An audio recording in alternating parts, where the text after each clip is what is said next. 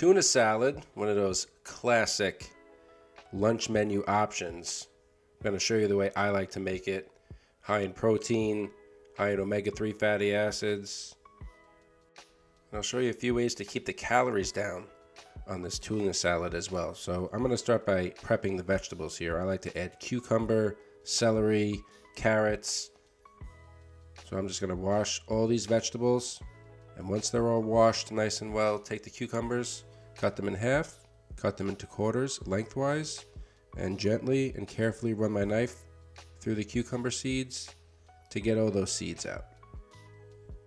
Cucumbers are a great choice to give more crunch and more flavor to this tuna salad. And it's much better to make this tuna salad at home as opposed to getting it at the deli or the bagel store, because usually it's bland and it's just that gray tuna with a little bit of old celery cut in there. So this is a much better option, and you control the ingredients. You could use bell peppers, any kind of vegetables you like. Cucumbers all cut. I'm going to add that to the bowl. And all this can be done ahead of time. Cut all these vegetables. This is the hardest part of the whole process, is just cutting and prepping these vegetables. But do this the night before, do this ahead of time, it'll be much easier. My celery is washed, same deal, cut them into planks. And then just cut them down, want them relatively the same size. Doesn't have to be perfect here, don't go crazy.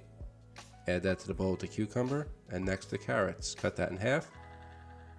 Cut them in half again, into planks, and then we'll cut them roughly the same size as our celery and cucumber. I'm making this tuna salad. My wife and I are going to have this for dinner.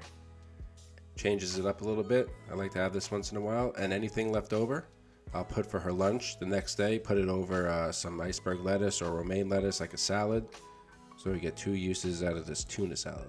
I'm going to take an onion, preferably red onion, but I don't have any red onion right now. So I'm just going to use the white onion, cut that the same size, and add all our vegetables to the bowl. Now, the tuna. 2 cans, drained white albacore tuna, and add that to our vegetables. Now, while the vegetables are cut, tuna's in there, we could start to season this tuna salad, and there's no real recipe for this. Just season everything to your preference. So I'm going to take the zest of 1 lemon, add that in there, and the zest has more flavor than the juice. Just make sure you give that lemon a good wash. And then I'm going to cut that lemon and use half of it for the juice. I don't want to add too much because then it gets like soupy. I don't like that texture. A couple of pinches of kosher salt, fresh cracked pepper. Then I'm going to put some granulated garlic, a little bit of ground mustard, celery seed, preferably celery salt, I don't have any, Old Bay seasoning, and then a teaspoon of Dijon mustard, and some mayonnaise. Also, a little bit of sour cream. You don't want to add too much because you could always add more, but you can't take away.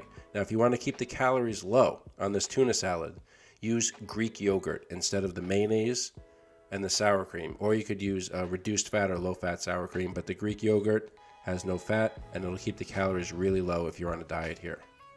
Dried cranberries to finish for a little bit of texture and sweetness.